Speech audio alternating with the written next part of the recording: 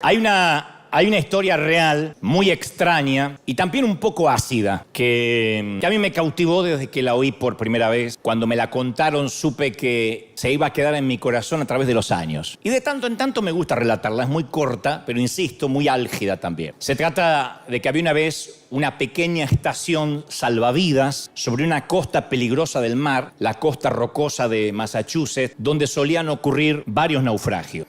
A causa de las tormentas del Atlántico, se perdían muchas vidas de muchos botes, de muchos barcos, tanto de pasajeros como barcos pesqueros. Y entonces ahí, a pocas millas de tierra firme, había muchas víctimas. Y por eso un grupo de voluntarios, de gente común, se dedicó a salvar vidas. Se organizaron para salvar vidas. Construyeron pequeñas cabañitas, muy frágiles, muy sencillas, pero a lo largo de toda la costa, y tenían gente vigilando el mar todo el tiempo. No había faro, así que eran ellos los faros humanos que todo el tiempo veían hacia el mar. Y cada vez que naufragaba un barco, se corría la voz, sonaba un shofar parecido a este, un poquito más fuerte, y ellos se entregaban por completo a rescatar cuantas vidas podían.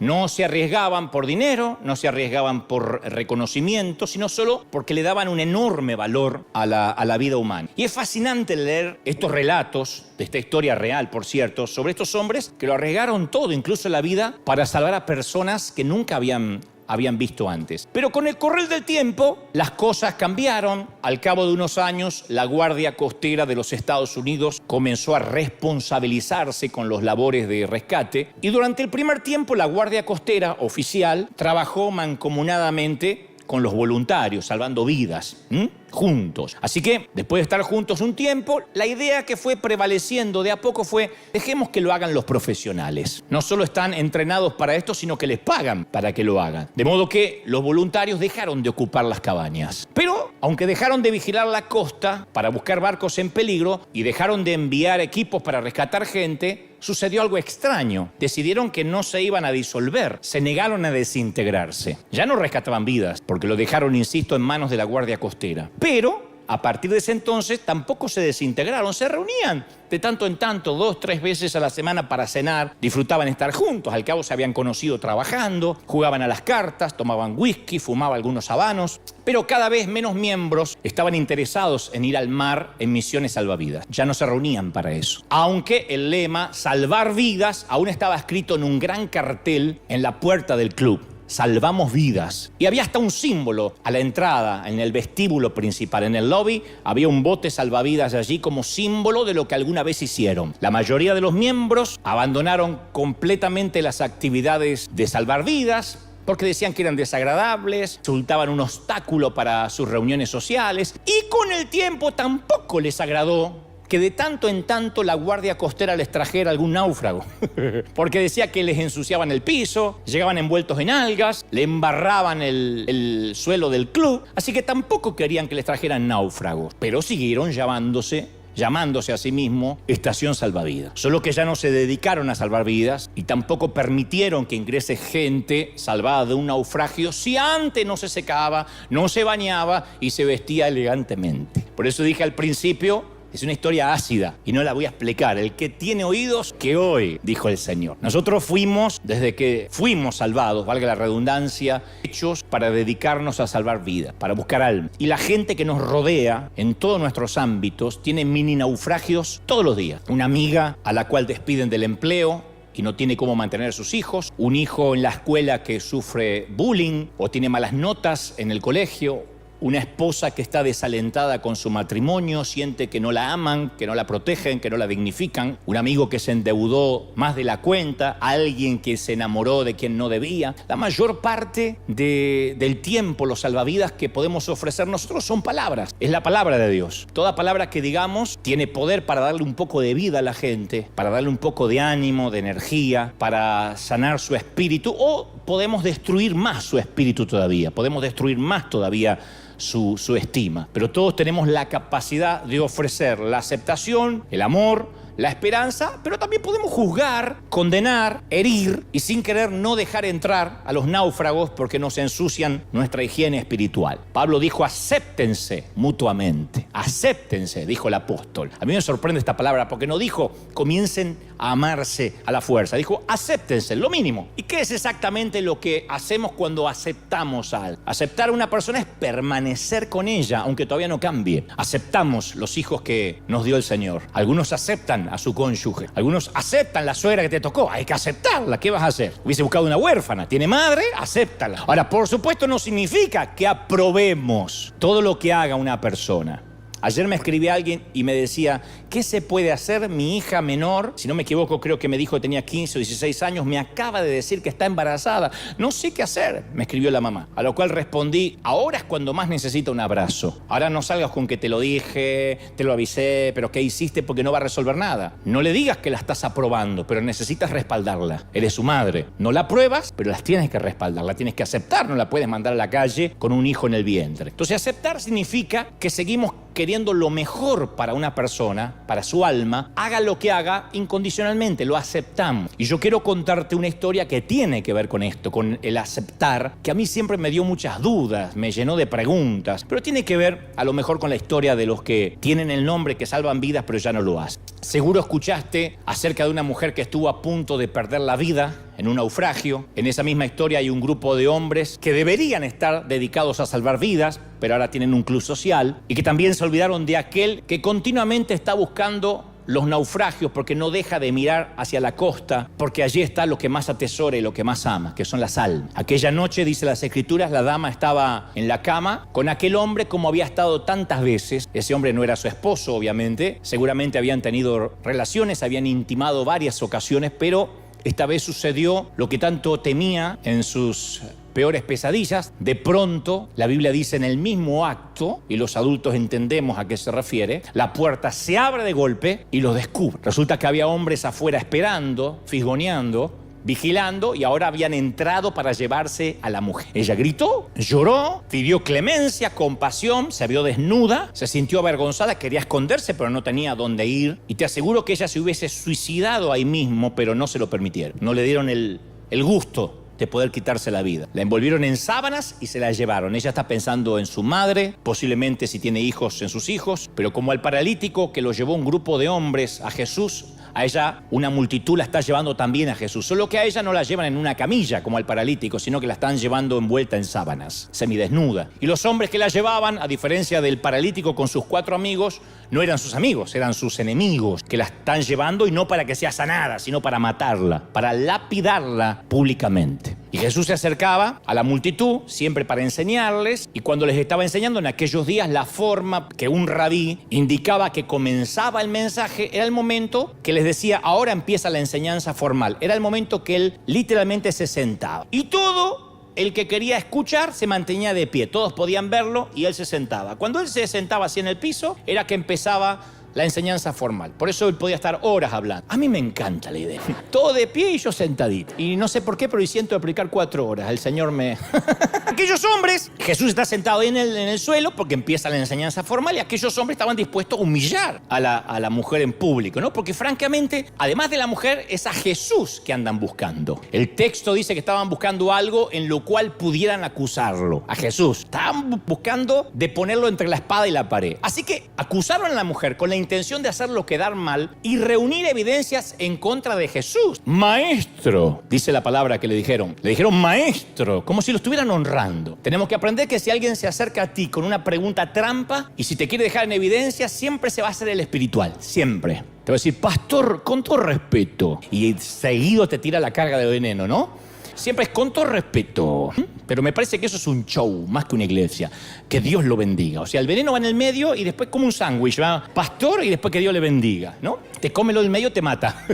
Ellos dijeron, maestro, esta mujer ha sido sorprendida en el mismo acto del adulterio. En el mismo acto. Porque la ley hablaba con toda claridad sobre lo que exigía lo que se exigía para que alguien fuera sorprendido en el acto mismo. No podían decir, esta mujer me parece que está en adulterio porque le sorprendimos cuando salía de la habitación o cuando se estaban yendo. Tenía que ser en el mismo acto según la ley mosaica, la ley de Moisés. Las evidencias circunstanciales no bastaban. Moisés había dicho que un solo testigo no iba a bastar para condenar a un hombre o a alguna mujer por algún crimen o delito. Todo asunto, había dicho Moisés, se resolverá mediante el testimonio de 2 o 3 testigos oculares que tenían que haber visto. Esto significa algo maquiavélico, algo muy sórdido, porque significa que durante algún tiempo 2 o más de aquellos hombres habían estado merodeando la casa de esa mujer. No podían intervenir el WhatsApp, tenían que merodear, tenían que mantenerse vigilándola día y noche o espiando por las ventanas o por la mirilla, porque obviamente no estaban intimando a la luz del día. Tenían que sorprenderlos en el mismo acto. No nos dice cuánto tiempo la vigilaron, ni cuánto habían visto, pero de hecho habían sido bastante morbosos y voyeristas. Habían visto más de lo que tenían que ver. Y esa premeditación a sangre fría con la que espiaron nos muestra el desprecio que ellos tenían por la mujer y obviamente por el Señor Jesús. Y notemos que el hombre que estaba acostado con la mujer no apareció nunca en la historia. La mujer no estaba sola teniendo intimidad. El tipo no aparece, a pesar de que la ley decía que a él también había que lapidarlo, pero no aparece en la historia. Así que es muy probable que los líderes religiosos habían estado en combinación con el tipo para hacerle la emboscada, para que la seduzca, y cuando entraron a la habitación le dijeron al tipo, le pagaron, te puedes marchar. Ahora te puedes marchar. Y el tipo se fue. Como quiera que fuese, la llevaron ante Jesús. El tipo no aparece. Le dicen, la atrapamos en el mismo acto. La ley está muy clara, hay que apedrearla. ¿Qué dices tú? Jesús está ahí sentado, toda la multitud de testigos. Y pensaron, ahora sí lo tenemos. Si le tiene misericordia a la mujer, si le tiene misericordia a la dama, lo acusamos de no cumplir la ley de Moisés y ponerse en contra de la ley, por consecuencia no es un rabino. Si dice, apedréenla, como dice Moisés, se mete en problemas con Roma, porque las autoridades romanas les habían prohibido a los judíos ajusticiar a otros judíos si antes no pasaban por un juicio justo. Así que si decía apedréenla, se ponía la soga al cuello con el imperio, con César. Si dice no la apedreen, también se ponía la soga al cuello con todos los religiosos. Así que estaba la mujer, para que la puedas ver, temblando de culpa, de temor, deseando morirse, pensando que eso es lo que le iba a pasar. Y pensaba, qué espantosa manera de morir. Pero sus acusadores ni siquiera la ven. Ella solo es la carnada, insisto. Ellos van por el pez gordo, van por Jesús. Y todo lo que pueden pensar es, ahora sí lo tenemos. Así que los tipos permanecen ahí de pie, con las manos llenas de piedras, esperando solo que se les dé la orden y la van a ejecutar ahí. Es espantoso ver morir a alguien apedreado, porque empieza a desangrarse, porque las piedras abren tendones, venas, intestinos, mueren un grito vivo hasta que ya no se mueve más. Y ellos están dispuestos a lapidarla así, a una mujer que no conocen. Pero antes de seguir adelante, antes de que lo juzguemos con demasiada rapidez y decimos, qué animal esta gente, voy a intentar ser un ratito el abogado del diablo. ¿Cómo querés que me quieran los demás pastores con las cosas que digo? Pero bueno. Vamos a tratar de entender a la gente, porque siempre nos enfocamos en la mujer, pobrecita, y que capaz que estaba engañando a alguien o estaba en adulterio porque no sentía amor, qué sé yo, o a Jesús. Pero a mí me gustaría que focalicemos las cámaras en la gente. Gente común, no los religiosos, la gente. Olvídense de los fariseos, pensemos en la gente común, no los doctores de la ley. Todos los que agarraron una piedra, que no habían nunca asesinado a alguien y con todo gusto están dispuestos a asesinar a esta mujer. ¿Por qué estaban listos para apedrearla? Siempre me pregunté eso. Pero para eso yo te quiero preguntar una pregunta que también me hago a mí mismo. ¿Tuviste alguna vez una piedra en la mano?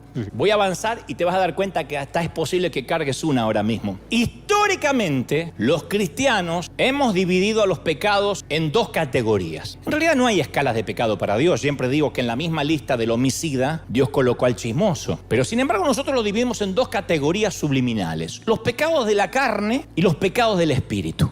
Los vamos dividiendo siempre. Dios no los dividió, el Señor nunca los dividió, nosotros sí. Los de la carne generalmente tienen que ver con apetitos descontrolados, con el placer, ¿no? Lujuria, codicia, gula, borrachera, envidia. Bueno, no sé si la envidia tiene que ver más con el espíritu, pero con la carne se me ocurre pereza. Y los pecados que más nos escandalizan a nosotros son esos. Uy, aquel parece que tuvo sexo con una fulana. aquel me parece que tiene pinta de gay. Esta tiene que ser lesbiana, por la cara tiene que ser lesbiana. Me miraba raro en el baño. A nosotros esas cosas nos producen escozor. ¿Alguna la miró raro en el baño? Díganme. A Jesús lo que más lo escandalizaba son los pecados del espíritu. Y ahora sí, envidia, orgullo, arrogancia, justicia propia, espíritu crítico. Eso era lo que a Jesús más lo sacaba de quicio. Los pecados, lo que conocemos como pecados del espíritu, o pecados del alma quizá. Lo que sucede es que esos pecados no suelen ser tan coloridos, tan escandalosos como los pecados de la carne. Y es muy extraño que en una iglesia contemporánea ejerza disciplina sobre uno de estos pecados del espíritu. Muy raro. Si alguna vez escuchas que removieron a un pastor de una iglesia o removieron a un líder y te dicen fue por razones morales, es muy difícil de que se trata de orgullo. ¿Por qué cambiaron al pastor? Porque era celoso. ¿Por qué lo cambiaron? ¿Por qué la denominación lo quitó? No, porque vivía hablando mal de otros pastores y eso es pecado. No, cuando dicen razones morales, está hablando de razones morales a las que nosotros decimos son pecados de la carne. Este metió la pata con alguien. Las iglesias contemporáneas no nos solemos escandalizar con la arrogancia, la murmuración, la justicia propia. Pero Jesús sí. A Jesús esto, insisto, lo sacaba de eje. El Nuevo Testamento cuenta un asombroso número de relatos en que participa esta tríada de un pecador de la carne, un pecador del espíritu y Jesús. Hay un montón de historias. Tenemos la historia del fariseo y la pecadora que ungió los pies de Jesús. Ahí está el fariseo, la pecadora y Jesús. La de los fariseos y el recaudador de impuestos y Jesús. La del hijo pródigo, su hermano mayor y claro, el papá. Entonces, y por supuesto, la de los líderes religiosos y la mujer atrapada en adulterio. En todos los relatos, los culpables de los pecados de la carne sabían que estaban metidos en un lío. Cuando uno comete un pecado de la carne, lo sabe. Puede arrepentirse o no, pero sabe que metió el pecado. No necesita discernimiento para saber que metió la pata.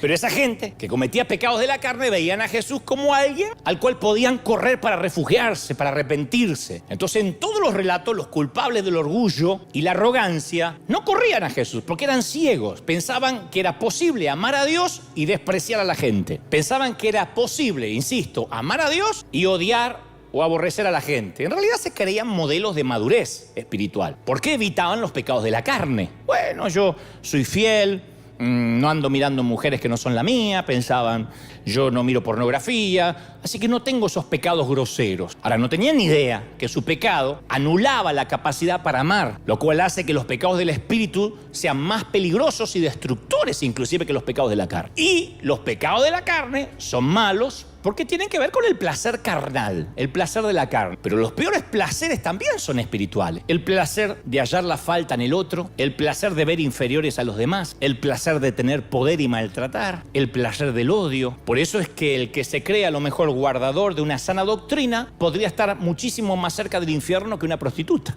Ahora es cuando nadie dice amén, quedan todos mirando, yo sé.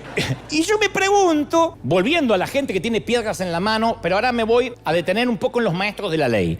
Me pregunto si aquellos maestros de la ley comenzaron cuando jóvenes con una vida de servicio y tenían un corazón amable. Yo creo que toda esa gente se alistó para servir porque amaban a Dios. Yo estoy convencido que comenzaron a servir de jóvenes porque les impulsaba a servir el amor por la gente. Pero como esta estación salvavidas que les conté al principio, algo les empezó a cambiar en el corazón. No sé, tal vez cuando aprendieron mucho las escrituras, ahí se llenaron de orgullo, porque a veces el saber mucho y no aplicarlo nos puede llenar el corazón de pedantería. O quizás todos los esfuerzos por guardar la doctrina le llenaron de desdén hacia los demás. Pensaron que los demás que no guardaban la doctrina eran gente de menor categoría, que a veces lo pensamos, menos santos que ellos. O tal vez tenían dones y todos sus dones los llenaron de intolerancia hacia los más débiles. Yo tengo un don, vos no lo tenés, entonces te desprecio. Todo su poder espiritual los llenaron de menosprecio hacia los demás. Y a lo mejor se volvieron esclavos de un corazón insensible, apático, como se puede volver un adicto a la cocaína, esclavo, ¿no? Y lo irónico de los pecados del espíritu es que sus portadores no tienen idea que son portadores de ese virus. No tienen idea. Como en teoría guardan la doctrina, como en teoría no cometen pecados de la carne, son pecadores asintomáticos. Yo le puedo seguir la risa esta mañana, ¿eh? Son pecadores asintomáticos. Contagian pero no se dan cuenta. No tienen idea que están enfermos. Al menos con los pecados de la carne, la persona sabe que se metió en problemas. Pero con los pecados del espíritu, por ahí ni se entera que está pecando. Todo lo que hace es caminar por la vida con una piedra en la mano. No puede ver a los perdidos, ya no mira a los perdidos. y a los que naufragan alrededor porque ya no se dedica a salvar vidas. Hace un ratito, antes de salir al aire al resto del mundo, yo les mostré un video donde les contaba, a raíz de este video, que vamos a tratar de llenar el arena con gente inconversa. Si la gente tiene el corazón incorrecto, dice, no, va a venir toda esa gentuza acá, y entonces esto no era un lugar de santidad. Claro, porque cuando uno se olvida de salvar vidas, uno empieza a preguntar, ¿y esto en qué me edifica? ¿Qué es la manera de disfrazar con espiritualidad? ¿Y yo qué gano con esto? ¿Y yo qué gano con esto? ¿Qué salgo ganando? Pero se disfraza de un lenguaje religioso con una retórica de ¿y esto en qué me edifica? Y a mí me preocupa mucho esta gente que piensa así, que acá no hay porque son todos, gloria a Dios, muy diferentes, pero los que están en otro lado. Que cada vez son más los que no pueden ver al inconverso y al que se pierde. Cada vez son más y mutan en nuevas cepas. Yo he vivido toda mi vida en la iglesia y Dios sabe que yo amo a la iglesia de Cristo. El día que yo, Dios no lo permita, dejara de amar a la iglesia, yo no hablaría nunca más en público. Sin embargo, a veces me pregunto, ¿por qué las iglesias producimos tantos apedreadores? ¿Qué? Yo pienso que la iglesia de la que formé parte por muchos años, cuando yo era chico y adolescente, había muchas personas apáticas, frías. Yo no me recuerdo haber gente que danzaba, ni reía. Tenían muy poca capacidad para el gozo. Muy poca capacidad. No íbamos a gozar más allá del sol. Del lado del sol estábamos todos amargados. Pero había una cosa que sí disfrutaban, que era juzgar la inmoralidad espiritual de los demás. Eso lo disfrutaban. Los disfrutábamos, porque yo era parte también. Los hijos de alguien hacían algo insensato, recogíamos una piedra. El matrimonio de alguien no funcionaba, recogíamos una piedra. La teníamos ahí, por las dudas. El ministro de música escogía la canción equivocada o los músicos tocaban demasiado fuerte, más piedras. Alguien se pasaba de la raya, violaba un código moral o tenía un problema, entonces se corría la voz. Pueblo chico, infierno grande, dicen por ahí. Entonces la gente recogía piedras. Lo cierto es que esperábamos apedrear con ganas, ¿no? Nunca se hace esto abiertamente. Sucede así. En una iglesia se enteran de que un matrimonio anda mal. Matrimonio de la iglesia. Y van camino al divorcio. No es que vienen divorciados. Están en la iglesia, se casaron por iglesias, pero se llevan como perro y gato y se están por divorciar. Y se corre el rumor. Entonces hay otras mujeres que hablan del tema. Ay, ¿te enteraste? Ay, que a mí me duele el corazón. Yo pienso en los chiquitos, yo pienso en los hijos. Mira, pienso en los hijos y me da una cosa. Ay, cómo fueron capaces esos nenes. Por dentro está pensando unas palabras que no va a decir nunca. Nunca me gustó ese matrimonio. Yo siempre noté que no eran el uno para el otro. No había como conexión ahí. Seguro que ella era una loca que lo volvía loco al pobre condenado. Otra dice, no, seguro que él la engañaba hace rato.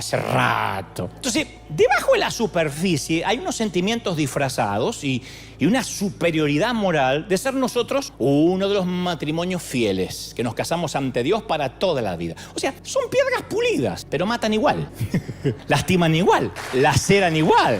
Entonces, ¿por qué será que en los tiempos antiguos mujeres como esta corrían hacia Jesús, mientras que hoy suelen huir de nosotros sus seguidores? ¿Cómo sería una iglesia? No hay un solo día, de verdad, que no lo piense. ¿Cómo sería una iglesia si no hubiera nadie dispuesto a recoger una piedra nunca? Nos guste o no nos guste lo que veamos. Sigo intentando ser el abogado del diablo para tratar de entender por qué toda esta gente tiene una piedra en la mano. Porque rápido tenían una piedra y estaban dispuestos a que le den la orden, con Jesús ahí. Bueno, me imagino que tal vez la querían apedrear porque esta era la típica mujer difícil de amar. Esas mujeres que a veces suelen ser una amenaza para otras. No sé, imagino, demasiado sensual, atractiva más de lo debido. La típica roba maridos. También es bobo el que se deja robar, por cierto, ¿no?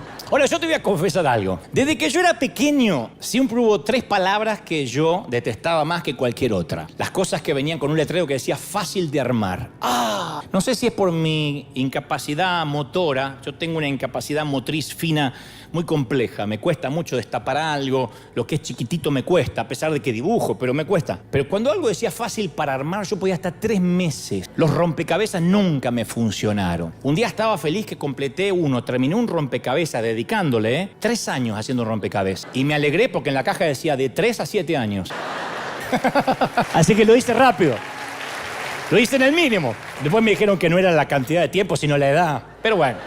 Pero nunca eran fáciles de armar, nunca. La pestaña A nunca me encajó con la ranura B, nunca. Por eso, para mí, dicen que cada uno se imagina el infierno como quiere. Para mí el infierno es como Ikea. No tengo base bíblica para esto, pero es como Ikea. Una vez compramos un juego completo de living, de sala, y cuando fui a retirarlo en una cajita así, le digo, ¿y el juego es living? Ármelo, me dice. Todavía está la caja tirada ahí, yo no puedo armar eso. Entonces, si yo quisiera trabajar, sería empleado de Ikea. Digo, ¿por qué no hay muebles como los acabo de ver? No, tiene que armarlos. Por eso el infierno es un montón de cosas para armar para mí. Y todas las relaciones con las que estamos y vamos a estar involucrados vienen con estas palabras en el exterior, para armar. A todos nos gustaría que la gente sea fácil, que las relaciones crezcan, florezcan sin atención de nuestra parte. Pero no es así. Todas las relaciones son zonas de construcción. No es como los cuentos de Disney que se casan el príncipe con la princesa y a partir de ahí son felices. A partir de ahí tienen que armar la felicidad. Si formas parte de una familia, una amistad, una organización o una iglesia, gestionamos lo que se conoce la economía emocional. Que yo hable mucho de esto. Las emociones son más contagiosas que la gripe. Hay gente que te contagia la alegría y hay gente que te drena la alegría. Esto es cierto hasta entre las personas y los animales. De allí que muchos eligen los distintos tipos de mascotas, por lo que esas mascotas brindan emocionalmente al ser humano. Hay animales domésticos que brindan más emoción positiva que otros. En eso consiste la diferencia entre los perros y los gatos, que yo te lo conté una vez. Un perro, si pudiera hablar, diría: mi amo me quiere, me alimenta, me da un techo, me cuida. Mi amo tiene que ser un dios. Y te mueve la cola y te hace fiesta cuando llegas. El gato dice: mi amo me quiere, me alimenta, me da un techo, me cuida. Yo debo ser un dios. Y en la vida tenemos gente que piensa como el perro y gente que piensa como el gato. Pueden mirar así acostado, ¿ves que te tocó? Y la gente que es inteligente en sus relaciones pregunta: ¿quiénes son los que más contribuyen en mi economía emocional? Porque hay ciertas personas cuya compañía nos encanta, cuya mente nos gusta escudriñar, nos desafía. Hay gente así, captan por completo nuestra atención, nos hacen reír con fuerza. Esa gente, cuando uno las encuentra en un recodo de la vida, nos subyuga, nos seduce estar con ella. Cuando conoces a alguien así, te puede decir: che, tengo que ir hasta el basurero, ¿me acompañas? Perdí algo, cuando lo tiré a la basura voy a recorrer y revolver toda la basura. Y no se te ocurre nada en el mundo que preferirías hacer. Vas al basurero con tal de estar con esa persona, porque te llena de alegría. Vas a volver con un olor espantoso, apestando, pero alegre. De la misma manera, si una persona tiene alma de gato y te drena, te puede ofrecer pagarte una cena cara y después llevarte a ver una gran película, un espectáculo teatral, y tu mejor plan es quedarte en casa para ver cómo se endurece la gelatina. Es decir, no me muevo. No, tengo que quedarme en casa. Justo hice gelatina y tengo que ver cómo se endurece. No. Entonces, y ser capaz de discernir esa economía emocional, eso es un don. Y nadie dominó ese don como Jesús. Jesús le bastaba caminar entre sus amigos, entre sus discípulos, y tenían la habilidad para hacer preguntas que sacaran los problemas a la superficie. Jesús tenía mucho la frase: ¿qué disputabais entre ustedes? Entraba a una habitación y dice: ¿qué disputabais entre vosotros? Porque estaban discutiendo y él podía percibir la atmósfera. Entonces, a lo mejor nos preguntamos: ¿cuándo va a llegar el día en que la gente que nos rodea va a ser lo suficientemente madura, sana, normal para que no nos amargue el día? Nunca. La gente que conoces nunca va a ser santo ni normal, y tú tampoco lo eres. Todos somos santos hasta que nos conocen. Hasta que saben quiénes somos, todos somos santos. Hasta que un día nos sacan la moneda.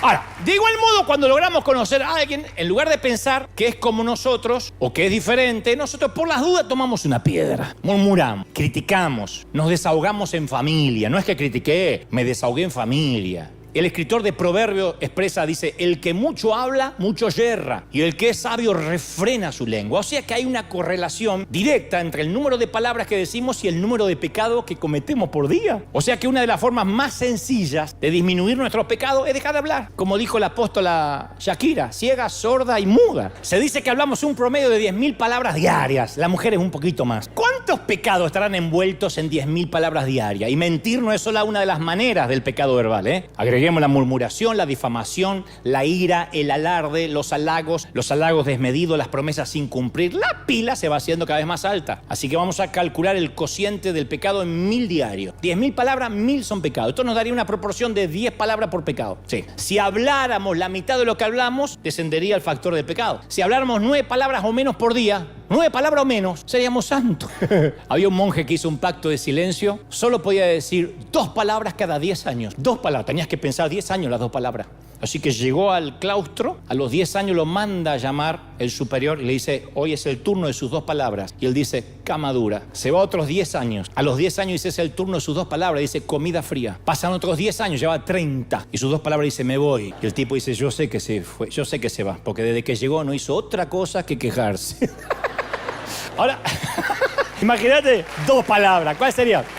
Pero la meta de la vida no consta en vamos a evitar el pecado y vamos a ser todos mudos. La vida es más compleja que eso, hablamos, y algunos hablamos más que otros, ¿no? Pero tenemos la tendencia a idealizar la iglesia del siglo I y decir, ay, en el libro de los Hechos la gente era libre de conflictos, todos se amaban. No, la iglesia de los primeros tiempos existían conflictos. Claro que existía. Era un lugar donde la gente estaba comprometida con la obra, pero también estaba comprometida a resolver los conflictos. Pablo le escribió una vez a la comunidad de Filipos, esto está maravilloso. Había dos mujeres que eran prominentes en Filipos, dos mujeres muy especiales, Evodia y Síntique. Si alguna mamá estaba buscando nombre para sus hijas, te las regalo. Evodia, Síntique, quédate quieta. Está bueno. Y Evodia y Síntique estaban metidas en un conflicto. ¿Quién sabe por qué empezó y cómo se agrandó, no? No sabemos cuál es el problema, la Biblia no lo dice. Tal vez se trataba de decidir cuál tenía el nombre más raro y por eso estaban discutiendo. Pablo no les da un consejo, no dice, Evodia, habla con otras personas acerca de lo injusta que ha sido Síntique contigo. Publica un video en YouTube, denuncia a la Evodia, la falsa profeta Evodia. Que se haga viral, que aprenda. Síntique comenta con detalle los defectos de carácter, las neurosis de Evodia, para que la mujer esta sea más inteligente. Tampoco dice Síntique, cuéntale a 3 o 4 amigas, 3 o 4. Comparte esto, porque hace bien compartir lo mal que estuvo Evodia contigo. No es que murmure, pero compártelo para que tú puedas reforzar tus sentimientos de mártir y te sientas bien.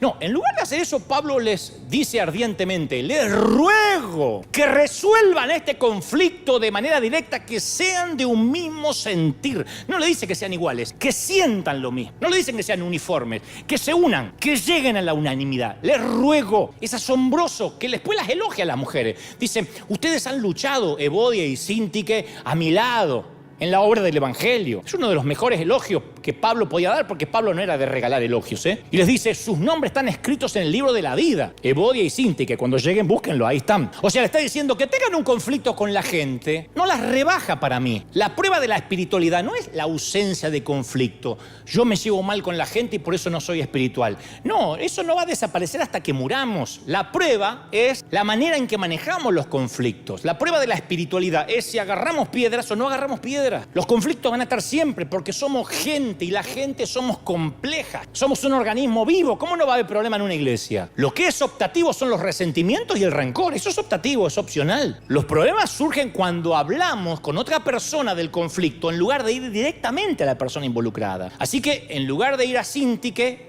Evodia, imagínate que va otra persona. Ay, ¿sabes lo que me hizo la Cinti? La Cinti, esa es chusma, se pisa la lengua. Cinti que se entera. Ay, ¿sabes lo que dijo Evodia de mí? ¿Qué dijo la Evo? ¿Qué dijo? Mira, no digas que yo te lo conté. Muere acá. Que esa es la clásica de las mujeres. Muere acá. Pero las mujeres tienen poder de resurrección. Fueron las primeras en ir a la tumba. Y le dijo el ángel, ¿por qué buscan al que está muerto? Y ellas resucitan todo, aún lo que prometieron que moría ahí. Y en lugar de haber dos personas tratando de resolver un acuerdo sincero, ahora tenemos dos grupos involucrados. Las que siguen a Evodia y las que siguen a Síntique. Entonces uno de los grandes mitos es, pero yo necesito desahogarme. Eso me ayuda a estar menos enojado. Yo sé que hablar de lo que nos hacen nos hace sentir mejor. Para eso están los amigos, los pastores, los terapeutas y los chusmos. Pero no se reduce la emoción hablándola, sino que se vuelve a agitar, a revivir. Piensa que cuando uno dice, no sabe lo que me hizo, pero ya me olvidé, fue hace 3 años, yo ya lo perdoné. ¿Y cómo fue? Mira, llego y lo encuentro al desgraciado con esa loca. Vuelve otra vez. La excitación emocional. Y te sientes tan enojado como cuando te enfureció, cuando lo descubriste. Más lo cuentas, más fuerza le das a lo que pasó. Más fuerzas. Esto no significa que nunca hay que hablar de nuestro enojo, pero si vamos a involucrar a una tercera persona, que sea porque nos va a ayudar a reconciliar, no a agrandar el fuego. Hay gente que colabora con el arca y otros que ayudan con el diluvio. Por eso, nuestro liderazgo sabe aquí que en la iglesia, en River, las quejas siempre suben, nunca bajan. Acá las quejas no sirven que bajen. Que un líder se queje con un miembro de la iglesia no sirve, no resuelve nada, agranda el chisme. Quien está abajo no va a resolver tus problemas. Tienes que hacer que las quejas suban. Como dijo alguna vez el personaje Tom Hanks en la película Rescatando al Soldado Ryan. El soldado le dice, coronel, usted nunca se cansa de esta misión. Y él dice, señor, esto es una cadena de mando y va hacia arriba, no hacia abajo. Usted, soldado, se queja conmigo y yo me quejo con mi superior y así sucesivamente. Yo no me quejaría a usted ni delante de usted. Tampoco discutiría con usted algo que está por encima de su paga. El colmo de la ironía es que existen muy pocas organizaciones y familias en el mundo donde haya habido más peleas y más divisiones que en la Iglesia de Cristo. Hay más de 30.000 denominaciones y todas son producto de una división, de una hostilidad, el alejamiento de personas que afirmaban seguir a Jesús. Pero vamos a nuestra historia, para no robarle más tiempo. Vamos a nuestra historia. Ahí estaban los apedreadores, la mujer. Más o menos ya entendimos por qué tienen piedras en la mano, porque son parecidos a nosotros. La mujer esperando la muerte, sus jueces con piedras en las manos, Jesús ahí. Los apedreadores insisten, ¿qué dices? Entonces Jesús hace algo curioso. Se inclina y comienza a escribir en la arena. Famoso momento donde Jesús escribe en la arena. Es irónico que es la única vez en los evangelios que muestran a Jesús escribiendo. No lo hizo en papel, no lo hizo en papiro, no dejó ningún escrito propio. Si alguna vez escribió, lo hizo donde las palabras se las lleva el viento de manera literal. Escribir en la arena es lo más efímero que existe. Y este acto de ponerse a escribir molesta a los apedreadores, porque le están hablando y el tipo está escribiendo. Es una conducta extraña de Jesús. Los apedreadores pierden la paciencia y le dicen, tú eres el rabí. Lo presionan. Tú eres el rabí, dinos qué hacer. ¿Qué dices? Y Jesús dice, apedréenla. Es lo que dice la ley. Solo que hay una condición, una regla. Que tire la primera piedra el que esté libre de pecado, el que no haya pecado aquí. Y ahí empieza a escribir. ¿Qué estaba escribiendo? Hay una fascinante idea que data del siglo V, que yo adhiero totalmente, me encanta. Que él estaba escribiendo los nombres de los pecados cometidos por los líderes de ese grupo. Empezó a escribir. Por ejemplo, alguien aquí, que aún no diré quién es, se quedó mirando por la ventana mientras tenían sexo más tiempo del necesario para reunir evidencia. Y uno por uno empieza a escribir los pecados de todos. Aquí mismo, un guardador, sin nombres todavía, un guardador de la sana doctrina, con piedra en la mano, vive bajando la mirada con cada trasero femenino que pasa. Se los conoce a todos y los podría hasta dibujar. Y allí a mi izquierda tengo otro defensor de la senda antigua, que si la esposa algún día logra descifrar la contraseña de su celular,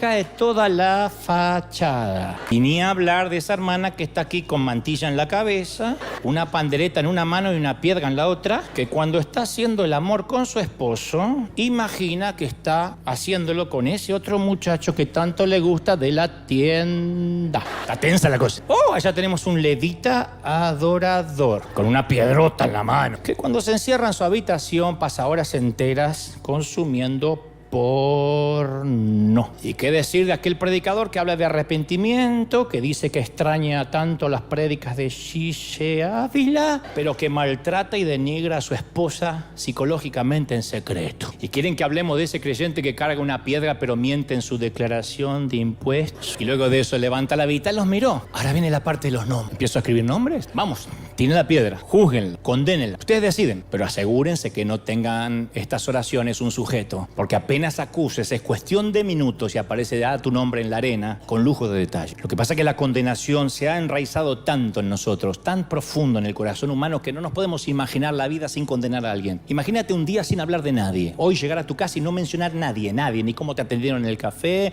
ni lo sugieren, ni qué dijo el pastor, nada. Imagínate un día sin condenar a nadie. Yo estoy seguro que Jesús escribía los pecados de ellos. Si no, no tira a la gente la piedra. Estaba decidido a apedrear por una frase, por simplemente el que esté libre de pecado arroje la piedra. Si yo he hablado a veces con legalistas y le he dicho, pero tú también estás en pecado. Yo no, yo tengo la sana doctrina. Y hasta donde la mente me da soy santo. Y me han discutido. Y si tenía una piedra me la reventaba en la cabeza. Así que una frase no las hace cambiar. Pero la Biblia dice que él conocía los corazones y hasta lo que pensaban. Pero escribía en la arena, donde también era fácil borrarlos. Así que también le estaba otorgando gracia. Estaba escribiendo en la arena, no lo estaba escribiendo en un papel para que queden y mostrárselos. Se iba a borrar.